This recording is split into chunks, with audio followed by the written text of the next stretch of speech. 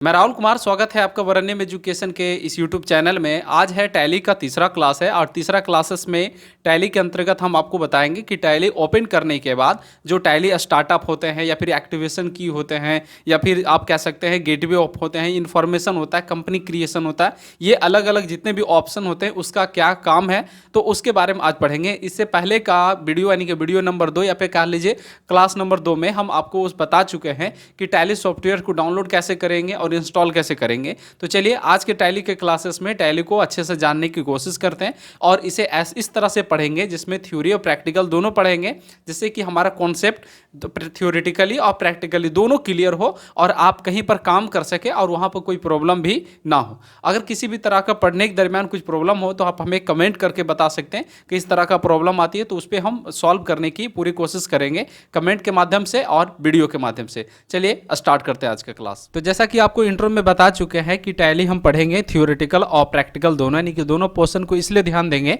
क्योंकि हमें थ्योरेटिकल भी जानना जरूरी है और उसे बेहतरीन काम करे उसी थ्योरी को प्रैक्टिकल भी करना जरूरी है।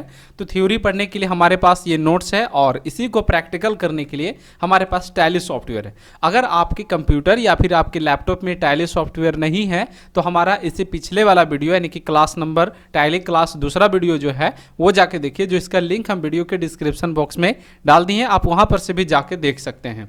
अब हम यहां पर से बात करते हैं कि जब टैली सॉफ्टवेयर के बारे में पढ़ रहे हैं तो उसके बारे में पहले जान लेना एकदम क्या होता है, जरूरी होता है। उसके बाद फिर हम इसके बारे में पढ़ेंगे, ठीक है। जिसे कहा जाता है अबाउट ऑफ टैली। क्या कहा जाता है? About of tally. पहला पॉइंट रखे हैं हम लोग about of tally. About of tally क्या होता है इसके बारे में आपको हम पहले अच्छे से समझा देना चाहते हैं, उसके बाद फिर हम आगे बढ़ेंगे, ठीक है, अगले पॉइंट की ओर। तो अबाउट ऑफ टैली में लिखा हुआ है कि एक टैली क्या है। सबसे पहले लोग आपसे यही पूछेगा, ठीक है, सबसे पहले पॉइंट यही रहेगा कि टैली होता क्या है, टैली किसे कहते हैं। तो आप उन्हें जवाब दीजिएगा कि टैली एक अकाउंटिंग सॉफ्टवेयर है जो कि हम लोग आप जो एक कागज़ पे पहले काम किया जाता था, आप सुनते होंगे कि पहले एक मुनीम जी हुआ करते थे जो बहुत बड़े कागज़ को क्या करते थे कि हिसाब किताब मेंटेन करते थे, इस तरह का काम करते थे। तो एक जो पेपर पे वर्क होता था उसी वर्क को कंप्यूटराइज कर दिया गया और ये काम को करने के लिए हम लोग एक टैली सॉफ्टवेयर का प्रयोग करते हैं, ठीक है।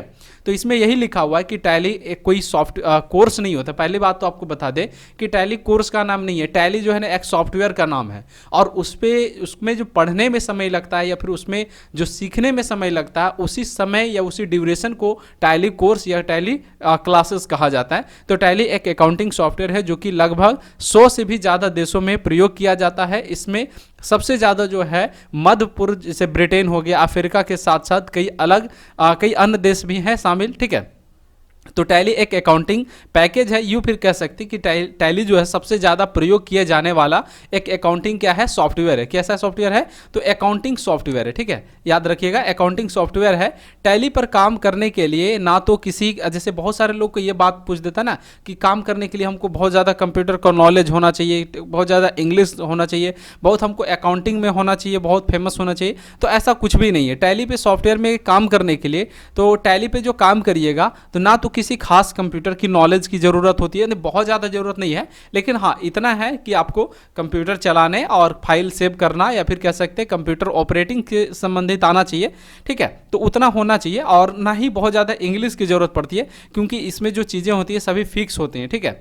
तो ये सभी ज़रूरत नहीं होता है और अकाउंटिंग के नॉलेज के साथ साथ भी ऐसा भी बात नहीं होता कि बहुत ज़्यादा अकाउंटिंग नॉलेज रहेगा वही काम कर सकेगा, तो ऐसा बात नहीं है। यानी कि टैली में हमें काम करने के लिए किन किन बातों को ध्यान देना चाहिए। तो एक तो हमें बेसिक कुछ कंप्यूटर आने चाहिए, थोड़ा बहुत हमें इंग्लिश ठीक होना चाहिए, ऐसा नहीं कि एकदम खत्म होना चाहिए जिसके माध्यम से सोचे हम काम कर ले, तो ऐसी बात भी नहीं है क्योंकि आप इसमें जो वर्ड होते हैं या फिर जो टर्म होते हैं उसके तो आपको समझना पड़ेगा ना। आप अगर कोई सेल कर रहे हैं या फिर कुछ आप एंट्री पास कर रहे हो तो उसके बारे में तो आपको पता होना चाहिए ना कि वो वर्ड का मीनिंग क्या निकलता है। देन आपको यहाँ पर से अकाउंटिंग में बहुत ज़्यादा नॉलेज तो नहीं, लेकिन इतना तो पता होना चाहिए कि डेबिट क्रेडिट परचेस या फिर जो बेसिक बेसिक जो टर्म होते हैं अकाउंटिंग वर्ड में या फिर अकाउंटिंग शब्द जो प्रयोग किए जाते हैं वो तो कम से कम आपको पता होना चाहिए, तभी आप क्या कर सकते हैं, अच्छे से काम कर सकते हैं। ठीक है, और देखिए टैली में काम करने के लिए ना सबसे ज़्यादा जो आपको ध्यान देना चाहिए जिस बात पे, वो बात यह है कि टैली में आपको प्रैक्टिस ज़्यादा करना चाहिए। टैली सॉफ्टवेयर को प्रैक्टिस करना चाहिए,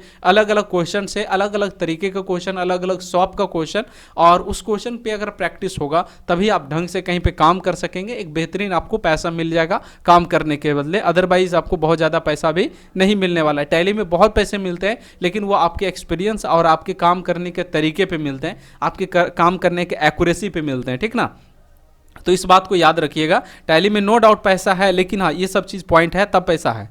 और देखिए अकाउंटिंग नॉलेज की भी साथ ही एक दूसरे सॉफ्टवेयर की तरह इसमें कोड नहीं होता है। इसके एक भारतीय कंपनी बनाया है। कौन बनाया है? तो एक भारतीय कंपनी जिसका नाम है टैली सॉल्यूशन। ठीक है, टैली सॉल्यूशन के द्वारा इसे विकसित किया गया है।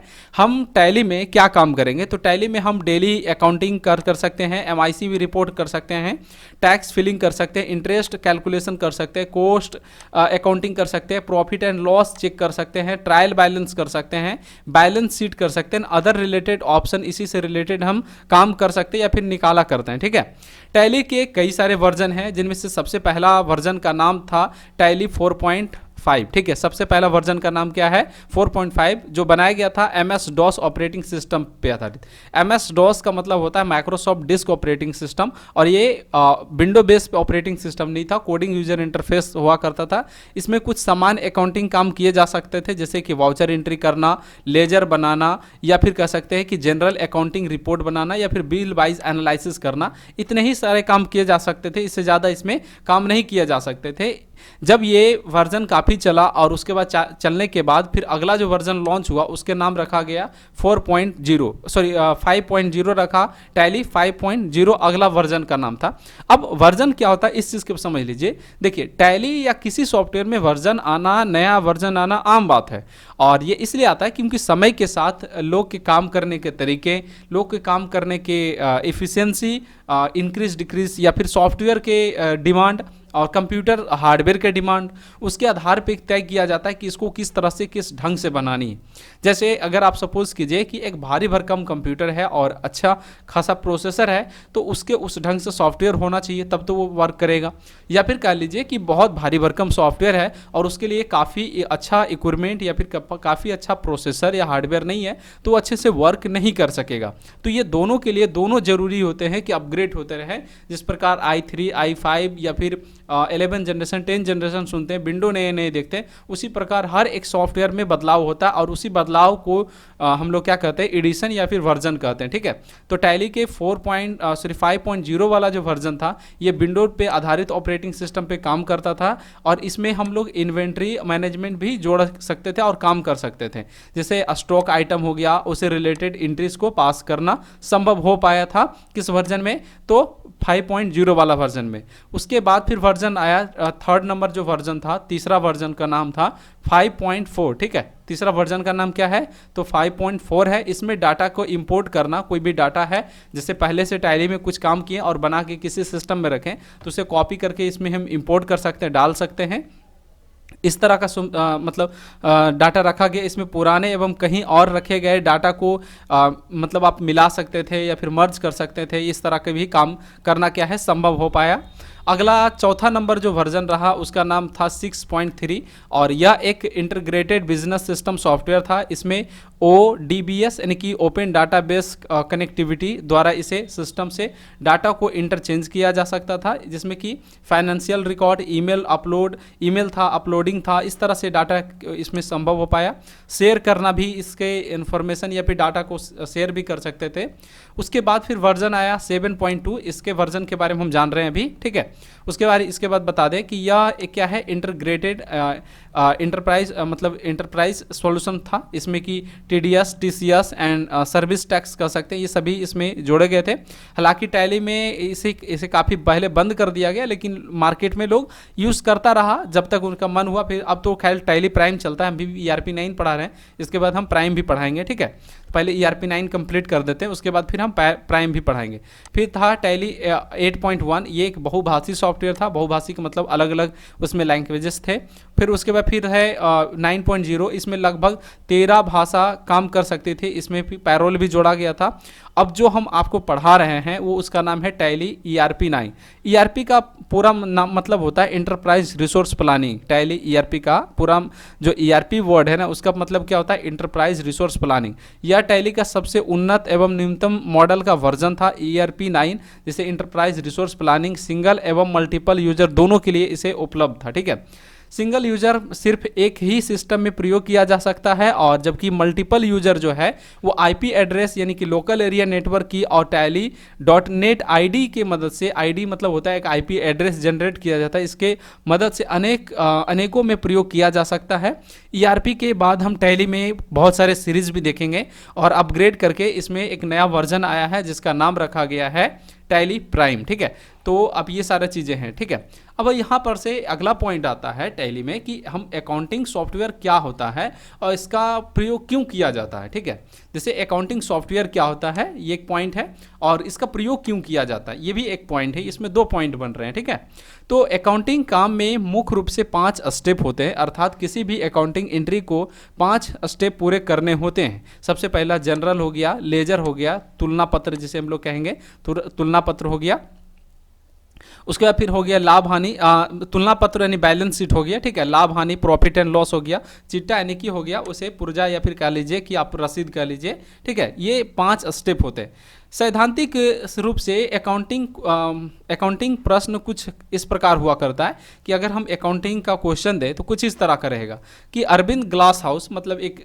दुकान का नाम है। ठीक है, अरविंद ग्लास हाउस के खाते में 31 मार्च 2016 को खत्म हो रहे हैं, वित्तीय वर्ष के लिए निम्नलिखित एंट्री पास करें। अब यहाँ पर से राहुल को 25,000 रुपये दिए, कमीशन रूप में 1 लाख रुपये नगद प्राप्त हुआ। इस तरह से इसका क्वेश्चन हुआ करता है। ठीक है, लेकिन हम बात करेंगे कि टैली ERP9 क्यों पढ़ेंगे। ठीक है, अब हम यहाँ पर से ये भी जानना जरूरी है कि हमें टैली यहाँ हम सिर्फ जनरल एंट्री को सभी तरीके से एंट्री पास करते हैं, तो बाकी जितने भी स्टेप से सॉफ्टवेयर होते हैं बहुत आराम से काम करते हैं। और अकाउंटिंग सॉफ्टवेयर के तौर पे ऐसा नहीं कि सिर्फ टैली है, टैली के अलावा बीजी है, मार्ग है, सेप है, इसके अलावा और भी कंपनीज अपने अपने ढंग से सॉफ्टवेयर बनाते हैं। लेकिन टैली इसलिए फेमस है क्योंकि हम अकाउंटिंग सॉफ्टवेयर की इस भीड़ में टैली पहले स्थान पे कायम है। टैली में best selling, best customer services है, बेस्ट अकाउंटिंग फीचर्स हैं, एवं मतलब ERP सॉल्यूशन भी से संबंधित दिया गया, काफ़ी अवार्डेड जीते हैं। मतलब आखिर टैली में उपलब्धियां क्या है, उसके पीछे कारण है कि वो काफ़ी ईजी से काम करता है। इसमें काफ़ी सारे कारण हो सकते हैं जिसमें कि टैली काम करने में बहुत आसान है। टैली में बहुत सारे लैंग्वेजेस हैं, लगभग 13 भाषा भारत में ही प्रयोग किया जा सकता है, जैसे हिंदी, अंग्रेजी, बंगाल, तमिल इत्यादि इस तरह से। ठीक है, उसके बाद फिर सपोर्टिंग में टैली हमें अलग अलग तरह के छोटे बड़े सब जगह ग्राहकों को देते हैं, जिसमें ईमेल, चैट, कॉलिंग सब चीज़ इसमें देते हैं।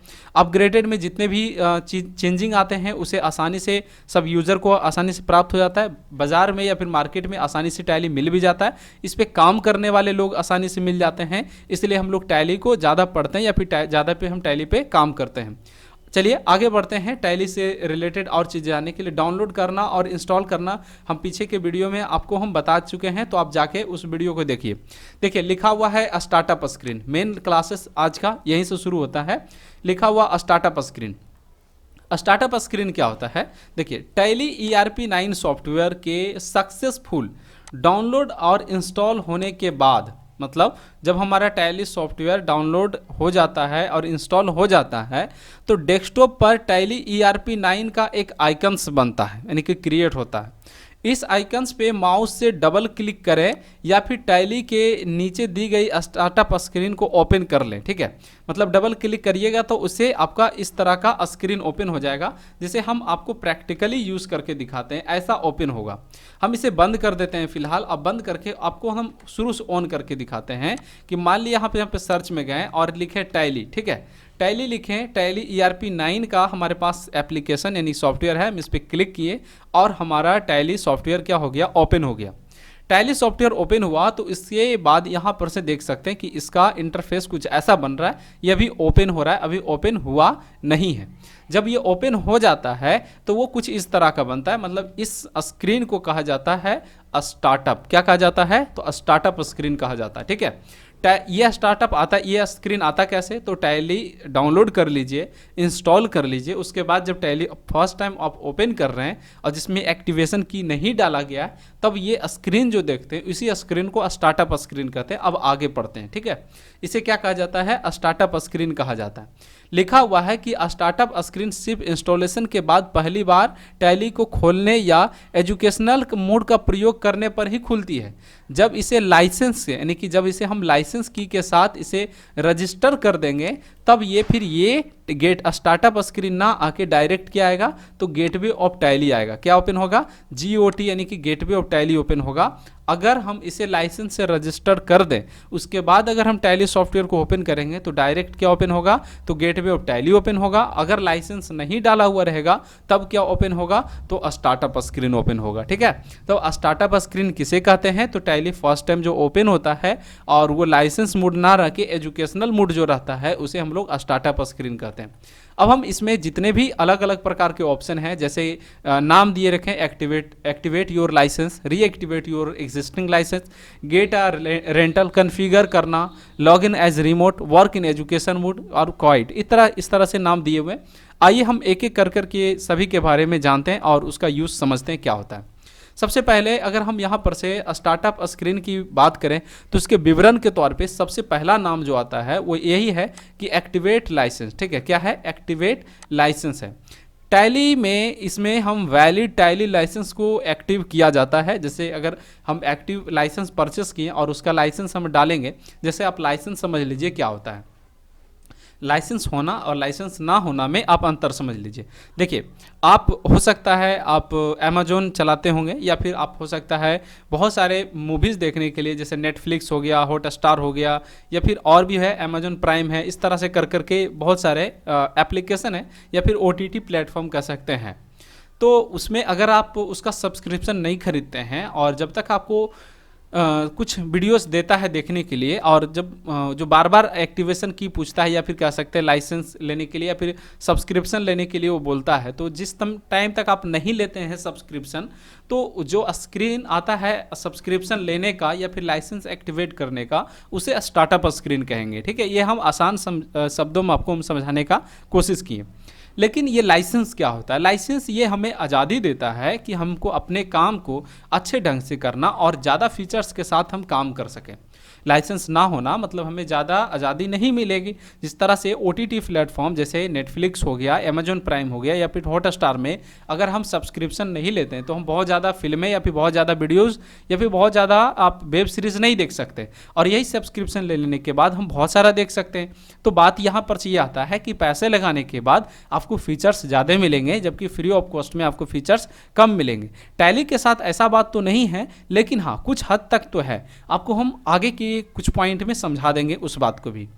एक्टिवेट लाइसेंस में हम इसमें क्या करेंगे कि वैलिड लाइसेंस को एक्टिवेट किया जाता है। अगर इसमें इसे खोलने में कोई परेशानी हो तो राइट क्लिक करके आप, जैसे अगर एप्लीकेशन को ओपन करने में अगर कोई परेशानी है तो राइट क्लिक करके रन एज एडमिनिस्ट्रेटर, उसके बाद यस कर दें।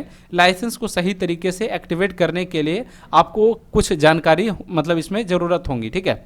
जैसे अगर हम बात इसमें बता दें कि इसमें जानकारी के तौर पे बता दें कि जो टैली का जो लाइसेंस होता है वो 2 प्रकार के होते हैं। एक होता है सिल्वर एडिशन जिसे सिंगल यूजर लाइसेंस कहते हैं, दूसरा होता है गोल्ड एडिशन जिसे मल्टी यूजर लाइसेंस कहते हैं। बेसिकली 2 प्रकार के टैली में लाइसेंस परचेस किए जाते हैं, एक सिल्वर और दूसरा गोल्ड। आप इसके बारे में टैली के वेबसाइट पर भी जाके देख सकते हैं। जैसे वहाँ पे क्रोम ओपन कर लिए, क्रोम ओपन करने के बाद ऊपर में एड्रेस में टैली सोल्यूशन लिखेंगे, टैली उसके बाद फिर सोल्यूशन, ठीक है सर। टैली सोल्यूशन लिखने के बाद इसका वेबसाइट कुछ इस तरह का ओपन होगा। हम यहाँ पे टैली सोल्यूशन वाला वेबसाइट पे क्लिक कर लेंगे।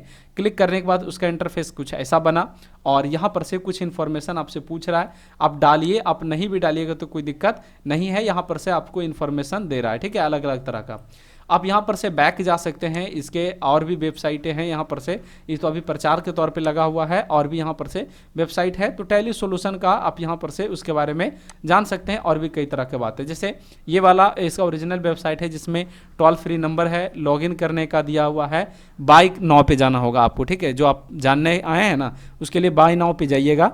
जब हम बाय नाउ पे गए तो इसमें देख सकते हैं कि सिल्वर हो गया और गोल्ड हो गया, और इस तरह से ही नाम आपको देखने को मिलेगा। इस पे हम एक अलग से वीडियो बना के आपको अच्छे से समझा देंगे, जिसमें कि आपको बताएंगे कि सिल्वर और गोल्ड में क्या फ़र्क होता है और कैसे हम इसे परचेस करते हैं और क्या इसमें कुछ हम इनको क्या कुछ इन्फॉर्मेशन हमें इसमें डालना पड़ता है। ठीक है, तो इसके बारे में हम बताएंगे। तो दो प्रकार के होते हैं, आप इतना याद रखिएगा। लेकिन उसके बाद फिर होता है वर्किंग इंटरनेट होता है कनेक्शन, मतलब आप लाइसेंस को आप इंटरनेट की मदद से उसे कनेक्ट कर सकते हैं और उसे यूज़ कर लीजिए रजिस्टर करने के बाद। अब अगला जो बटन होता है उस बटन के बारे में हम पढ़ते हैं। अगला यहाँ पे टैली सॉफ्टवेयर में अगर आप जाइएगा, ठीक है, तो एक बटन लिखेगा जिसका नाम रहता है रीएक्टिवेट योर एग्जिस्टिंग लाइसेंस। ठीक है, रीएक्टिवेट एग्जिस्टिंग लाइसेंस का मतलब क्या होता है इसके बारे में समझिए। लिखा हुआ है रीएक्टिवेट एग्जिस्टिंग लाइसेंस का मतलब होता है यहाँ अपने लाइसेंस को एक कंप्यूटर से दूसरे पर शिफ्ट करने या किसी अन्य कारण से सॉफ्टवेयर अनइंस्टॉल हो जाने के बाद उसे दोबारा इंस्टॉल करने के लिए इसका प्रयोग करते हैं, या फिर आपको इसका इस्तेमाल करना चाहिए। जैसे आप समझ लीजिए कि हमारे पास सॉफ्टवेयर है और कोई गलती से डिलीट कर दिया या फिर कह लीजिए अनइंस्टॉल कर दिया, या फिर हमारे कंप्यूटर भी ख़राब हो गया तो हमको दूसरा कंप्यूटर में शिफ्ट कर रहे हैं, तो उसके लिए एग्जिस्टिंग लाइसेंस वाला पे जाके क्लिक करके इसका इस्तेमाल करेंगे। ठीक है, तो इसके लिए ये चीज़ हो जाएगा। अब इसके प्रोसेस लिख रखे हैं। अब हम इसे प्रोसेस तो नहीं पढ़ेंगे, हम और आगे बढ़ते हैं अगला बटन के बारे में जानना, गेट आर रेंटल लाइसेंस। अब गेट आर रेंटल लाइसेंस क्या होता है इसके बारे में समझ लीजिए। गेट आर रेंटल लाइसेंस का मतलब हुआ कि हम टैली के सॉफ्टवेयर को परचेस एक लंबे समय तक ना करके हम उसे परचेस करेंगे या फिर उसे हम रेंट पे लेंगे। रेंट पे कहने का मतलब भी हुआ कि जैसे आप कहीं रहते हैं तो उसे दो तरीके से रहते हैं। एक तो आप अपना ज़मीन खरीद लीजिए, आप उसे लंबे समय तक के ले लिए, मतलब आप समझिए कि जैसे अगर हम बहुत ज़्यादा पैसा लगा के ज़मीन ले लिया और घर बनाएंगे तो ये हो गया हमारा फिक्स हो गया। और अगर हम मान लिया जाए कि रेंट पे रहें तो उसमें क्या होगा कि हर महीने या फिर सालाना या फिर 6 महीने या 3 महीने पे आपको रेंट भरने होंगे और उसका प्रयोग करके भी आप रह सकते हैं। और सेम उसी तरह से है इस टैली सॉफ्टवेयर में। अगर हम गेट आर रेंटल वाला पे क्लिक करके प्रयोग करेंगे तो इसका प्रयोग से ये होगा कि हम टैली में जो एक साल भर का लाइसेंस है या 3 महीना या 6 महीना का ना लेके हम महीने भर का लाइसेंस लेकर महीने भर का काम करके काम खत्म, फिर ये इसका लाइसेंस भी खत्म। टैली में जो सबसे ज़्यादा जो यूज़ किए जाते हैं उसे कहा जाता है वर्क इन एजुकेशन मोड। ठीक है, ये वर्क इन एजुकेशन मोड क्या होता है इसके बारे में समझिए। Tally work in education mode का प्रयोग टैली एजुकेशनल पर्पस के लिए बनाया गया। ठीक है, किसके लिए बनाया गया है तो एजुकेशनल पर्पस के लिए इसे बनाया गया है। तो वर्क इन एजुकेशन मोड का इसका प्रयोग एजुकेशनल पर्पस के लिए किया जाता है। वैसे तो इसमें लाइसेंस की के जैसे अगर आप कोई लाइसेंस की लेते हैं तो उसके सभी फीचर्स इसमें अवेलेबल होंगे। अगर आप जो लाइसेंस की मान लीजिए सपोज कीजिए कि आप लाइसेंस की वाला फीचर्स यूज़ कर रहे हैं और हम यूज़ कर रहे हैं वर्क इन एजुकेशन मोड, तो जितना फीचर्स आपको मिलेगा उतना फीचर्स हमको भी मिलेगा। लेकिन बात इसमें से कुछ रिस्ट्रिक्शन लगाए गए हैं। ठीक है, इसमें साफ तौर पे लिखा हुआ कि वर्क इन एजुकेशन मोड का इसका प्रयोग एजुकेशनल पर्पस के लिए किया जाता है। वैसे तो इसमें लाइसेंस के टैली के अंदर लगभग सभी फीचर्स अवेलेबल होते हैं, किंतु डेट रिस्ट्रिक्शन के कारण इसका व्यापारिक यानी कि बिजनेस में प्रयोग नहीं किया जा सकता। इसमें सिर्फ तीन ही डेट यानी कि तिथियां सिर्फ काम करती हैं, महीने का फर्स्ट दिन, महीने का दूसरा दिन और महीने के लास्ट में यानी कि 31 तारीख का ही सिर्फ काम करेगा। यानी कि आप समझिए कि अगर आप लाइसेंस लेते हैं तो इसे 1 तारीख के डेट पे एंट्री, 2 तारीख के डेट पे एंट्री, 3 तारीख के डेट पे एंट्री, 4 और 5, 6, 7 करके महीने की किसी भी डेट पे एंट्री आप पास कर सकते हैं। बट अगर आप लाइसेंस नहीं लिए और वर्क इन एजुकेशन मोड का प्रयोग कर रहे हैं तो वर्क इन एजुकेशन मोड इसलिए दिया गया था टैली के अंदर ताकि यूज़र टैली को सीख सके, टैली पे काम करने के लिए जान सके, ना कि आप वर्क इन एजुकेशन मोड के माध्यम से आप काम कर सकते हैं। तो वर्क इन एजुकेशन मोड के माध्यम से आप काम तो नहीं कर सकते हैं, लेकिन आप उसे सीख जरूर सकते हैं। और आपको बता दें कि इसमें सिर्फ डेट रिस्ट्रिक्शन होता है और बाकी किसी भी तरह का कोई रिस्ट्रिक्शन नहीं होता है। ठीक है, तो अब हम यहाँ पर से टैली में जो कुछ शॉर्टकट कीज होते हैं उसे यूज़ करने के तरीके आपको हम बता देते हैं कि किस तरीके से यूज़ किया जाता है टिप्स के तौर पे। ठीक है, किसी भी ऑप्शन में अगर रेड कलर या फिर वर्ड को हाईलाइट करके दिखाया जाए तो समझ लीजिए जैसे अगर हम अकाउंट्स लिखा हुआ है, अकाउंट्स में ए जो है वो हाईलाइट है या फिर बोल्ड है, तो प्रयोग कीजिएगा आप ए बटन का। मतलब अगर कोई वर्ड है और उसमें एक कैरेक्टर या फिर एक अल्फ़ाबेट कह लीजिए हाईलाइट दिख रहा है और बोल्ड दिख रहा है या फिर कलर उसका बदला हुआ है, तो वही आप अल्फ़ाबेट या फिर वही बटन प्रेस करने के बाद आप टैली में उस शॉर्टकट की का प्रयोग करिएगा। और अगर मान लिया जाए कि डायरेक्ट रूप से उसे दिया गया है और उसके नीचे अंडरलाइन कर दिया गया, एक अंडरलाइन कर दिया गया, जब अगर एक अंडरलाइन रहेगा, सिंगल अंडरलाइन रहेगा तो अल्ट बटन के साथ प्रयोग किया जाएगा, और जबकि दो अंडरलाइन रहेगा तो वो कंट्रोल बटन के साथ प्रयोग किया जाएगा शॉर्टकट की। आइए हम टैली में देखते हैं कि ये सब कैसे यूज होता है और कहाँ पे दो अंडरलाइन आता है और कहाँ पर एक अंडरलाइन आता है। जैसे ये स्क्रीन को आपको हम जूम करके दिखा रहे हैं, यहाँ पे W के नीचे एक अंडरलाइन किया गया है, तो हम इसे अल्ट के साथ अगर हम W प्रेस करेंगे तो ये हम वर्क इन एजुकेशन मोड के अंदर चले जाएंगे, और ऐसा हम डायरेक्ट ऐसे से माउस के कीबोर्ड के एरो बटन जो होता है, डाउन एरो बटन प्रेस करके भी इंटर बटन प्रेस करेंगे तो इससे भी क्या होगा, हम ये ओपन कर सकेंगे।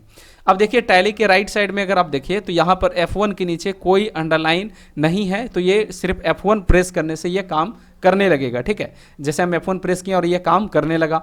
और यहाँ पर सेट कंपनी है और ये अल्ट मतलब F1 के नीचे एक अंडरलाइन है, तो ये मतलब अल्ट के साथ क्या होगा, काम करेगा। ठीक है, और उसके बाद फिर है, उसके बाद फिर यहाँ पर से आपको और दिखा देते हैं।